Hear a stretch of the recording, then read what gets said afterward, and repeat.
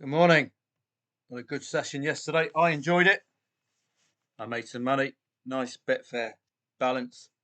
Apart from Consvinger, there's absolute tools not doing anything. First point, Leicester City, and a first note in your little black book. Southampton, Leicester and Leeds are looking like they've got that fight in them for this English Championship and could be particularly tough to beat.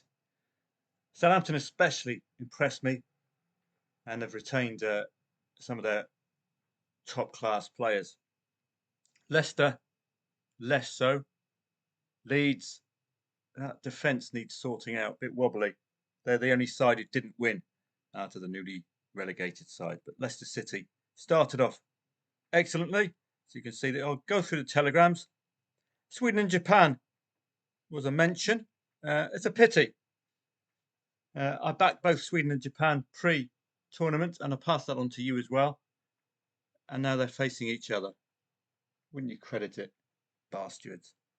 So one of them's going to lose. I've got a feeling the Japs might do it. They look very well drilled, disciplined. They've got some nice little skills to them, but they aren't the tallest side on the planet. And the Swedes, well, they're a bit tall. And I think with some proper free kicks and corners, the Swedes could cause some damage. It's going to be a fascinating match. Anyway, I'm going to win one of my trades, or you could cash out, of course, if you backed them in a winner's market, as I suggested. Kawasaki, what a great start to the day. Kawasaki Frontal, one of the sides in Japan, like Ulsan Hyundai, who didn't turn up the day before.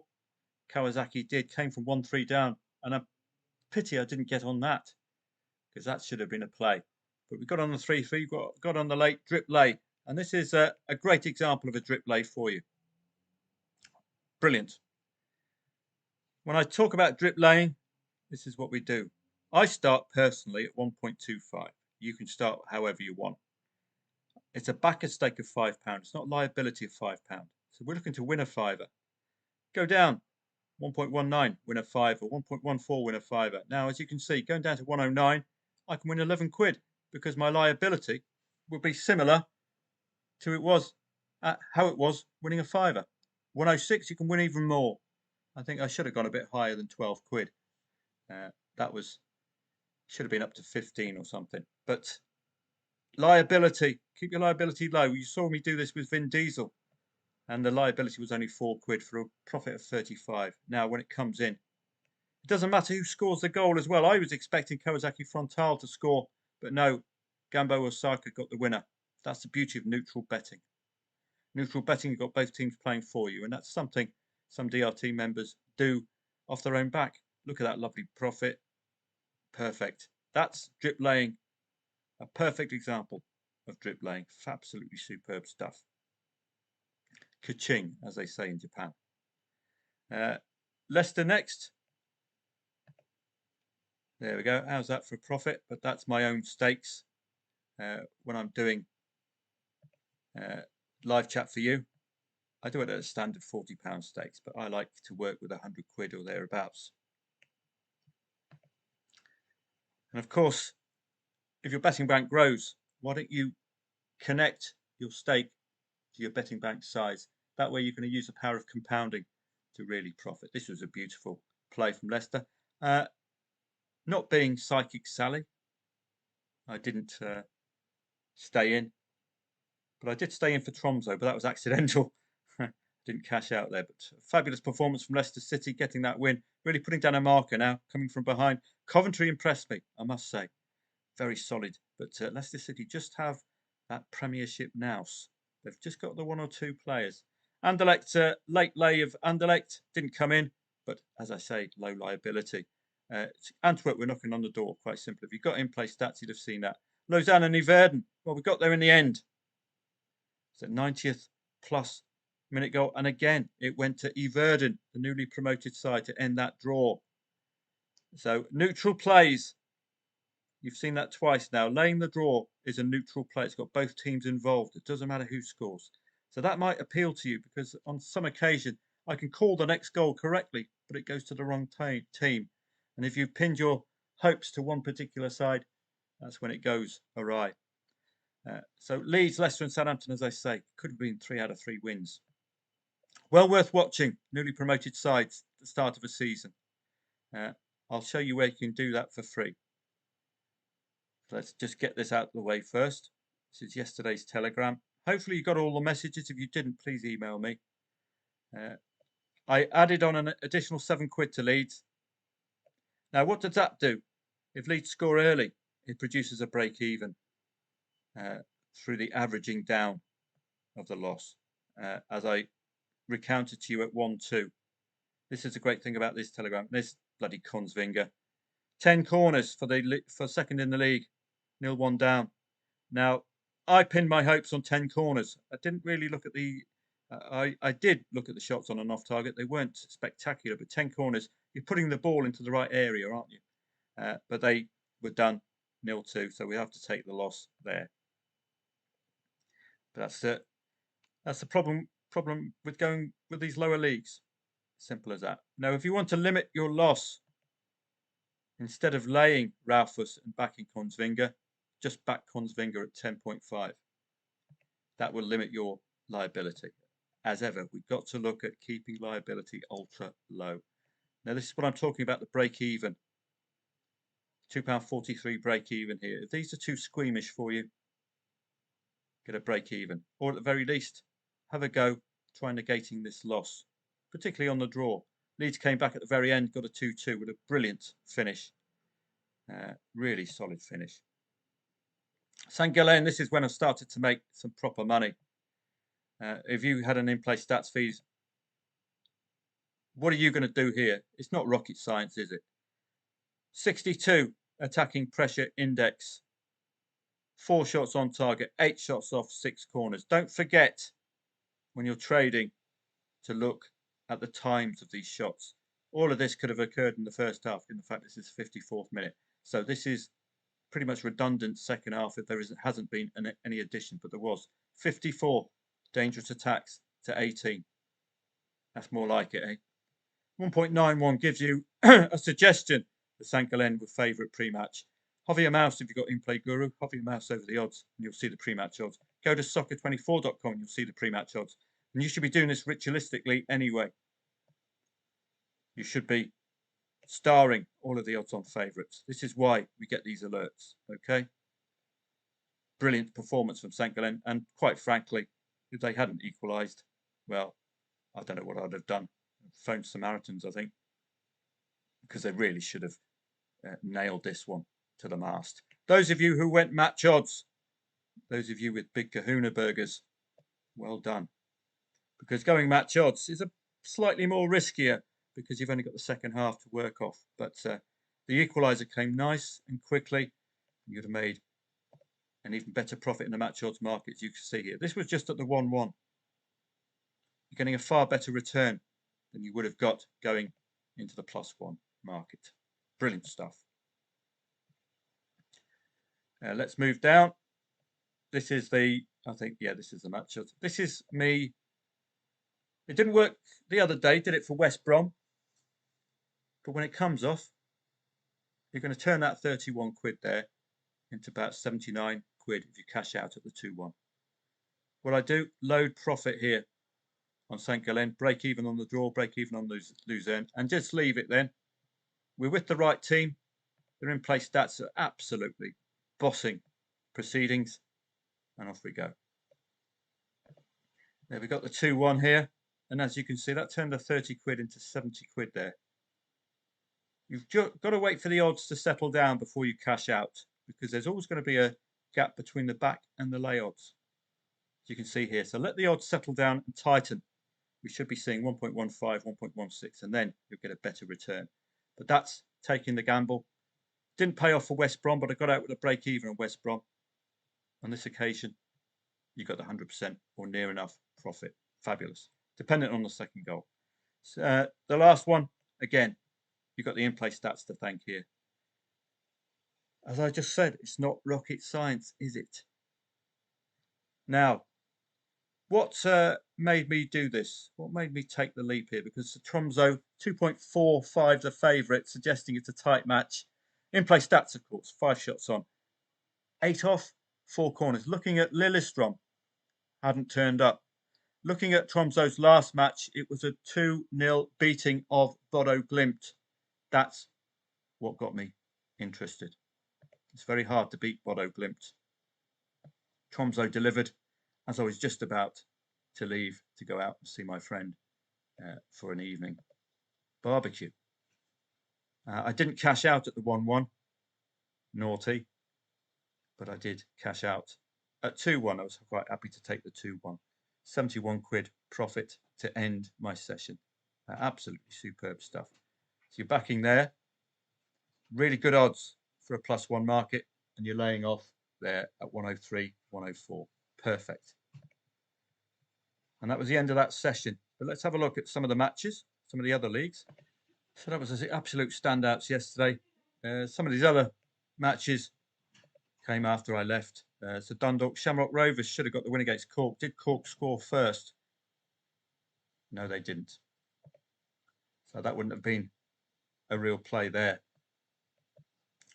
So I do like this beginning of the football season, and it's very hard to get me out of a computer. But when I'm in Guernsey, I've got old school friends to meet up, old mates, got rounds of golf.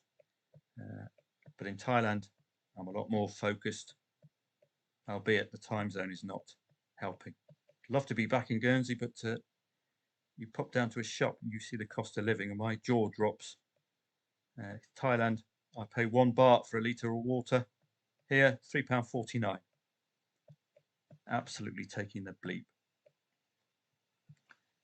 Who was that earlier on? Oh, that's Kashima Antlers. Okay. But we did see Kawasaki, Frontale. This says Old Reliables. Japan 1 League. There it is there. 1-3. This should have alerted you. This is why you do this, okay? If you're committed to a session on a Saturday, you can get involved with Japanese J1 League while you're watching the TV. 1.62, 1-3 down. What a brilliant start to the whole session. I would even go as far as looking at Japanese J League 2, but you would have to do some research. John Book Motors. Again, look at the odds. As I said to you yesterday, John Book Motors and Ulsan Hyundai, the 2 big boys in South Korea, along with Kim Jong-un and his very silly haircut. Leicester and Coventry, brilliant performance from Leicester. You could have laid the draw second half. I suppose, had you done that, well, it would have been a break even because Coventry scored first. Sweden, no, that's all the secondary leagues. Anderlecht and Antwerp, as I said, did lay Anderlecht late on because Antwerp did have a goal disallowed. Now, some of these I missed. Some of these speculative ones, I wished I put past this on to you because we know last season Hamburg were very wobbly, and at 1-2 leading against Karlsruhe, I should have really taken on Hamburg. And as you see, Karlsruhe getting a very late equaliser. This isn't after timing. You know very well I'm honest in that regard. I would have put this up, but I just didn't think it would have come in because Hamburg need the win. Super League, no problems for ADF Aarhus yesterday. This is all in time order, by the way. You can change to time order. This is Everden getting the late winner, as I said to you in Telegram. Doesn't matter who gets the late winner if you've laid the draw. I was expecting Lausanne. I think Everden are newly promoted, so do watch out for them. And remember, we look at newly promoted and newly relegated sides as far as taking them on. Poulsen's starting to score goals now, so watch out for that. Do remember, we're in the midst of Champions League football and Europa League football and Conference League football. It has distinctly affected some sides. It really has. So you've got to be careful. Poulsen, for example, at the start of the season, failing to score in the first 2 matches, I believe. The Oberliga, 0-0 at half-time. All dependent on the in-play stats, whether you take that on. KFUM Oslo, as expected, really. This was these clowns. They did get a goal in the end, Konsvinger. 85th minute after concede. Well, second one was an own goal, so fair enough. furry muff, as they say. 1-3, Grodas did get the goal, but it didn't come in the right order, which was a real pity. Polish Ekstraklasa is worth your attention this season as well, predominantly for Rakow, I think, are playing recently. Elfsborg, top of the league in the Allsvenskan, and just got a simple win. This is a prime example of laying the draw. The right team score first. Home favourite score first. Draw odds rise markedly. AIK getting the odd draw. And we've got Hacker today, I believe, who have drawn all bar one of their home matches, score drawn. I think it's today. It's upcoming this week. There's that Leeds match. Jupiler League, Ghent getting the win at 1.73 odds. Could have laid the draw second half again. All dependent on the in-play stats as well at this stage of the season. So some really good stuff yesterday. Maitland red card pretty much did for them. Lingby got the job done. There was no real angle for us to attack. It wasn't a 0-0, I don't think, for that match. But red cards do change matches. And this is another one I should have passed on to you because it's early season. First match of the season. Evans favourite at home. 0-2 down early. Why not take them on?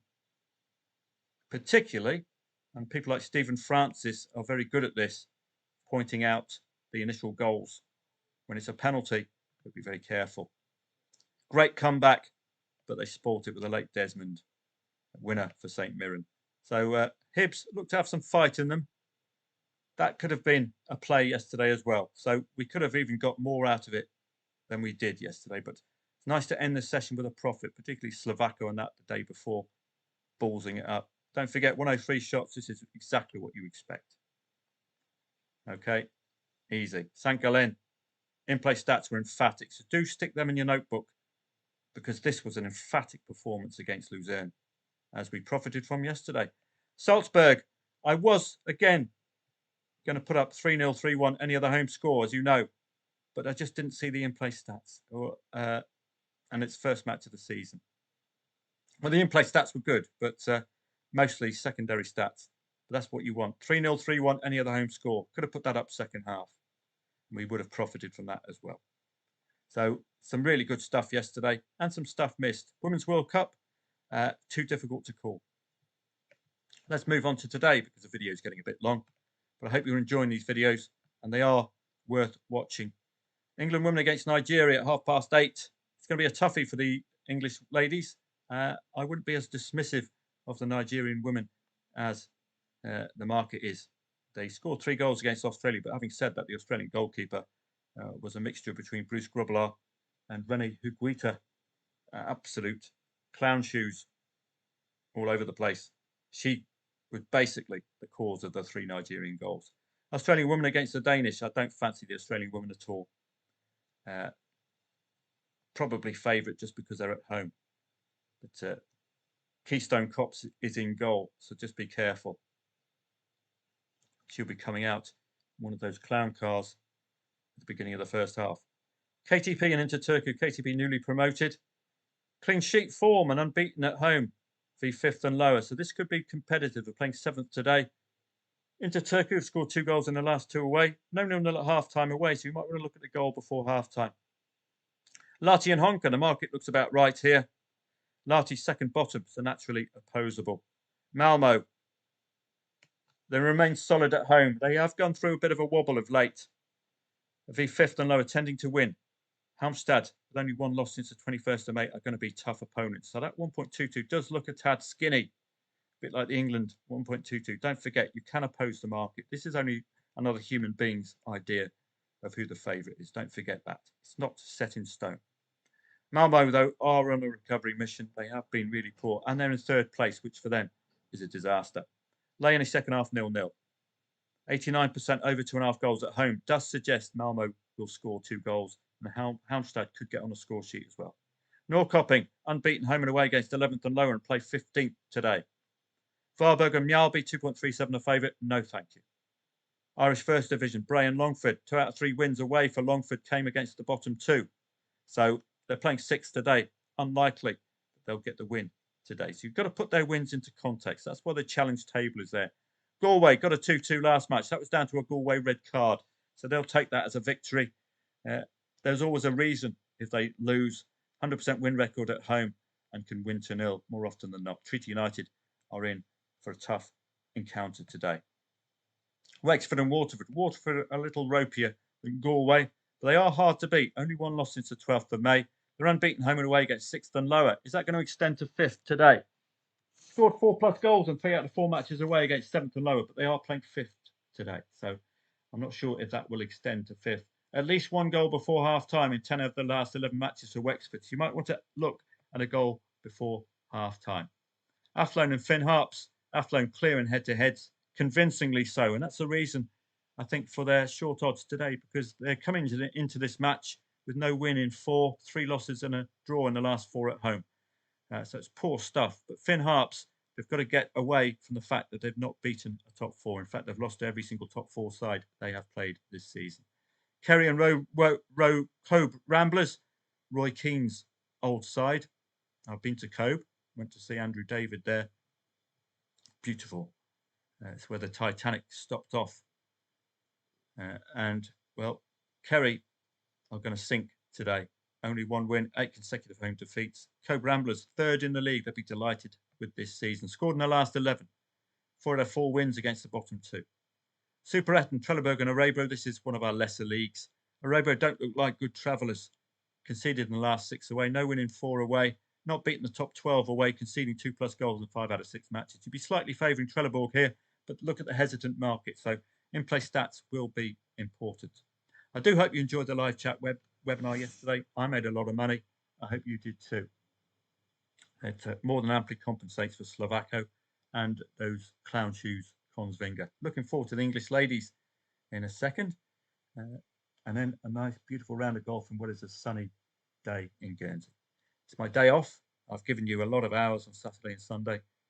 I hope to see you a bit later on, because I do like to trade while I'm on English time in these hours, because it's a rare bonus that I get.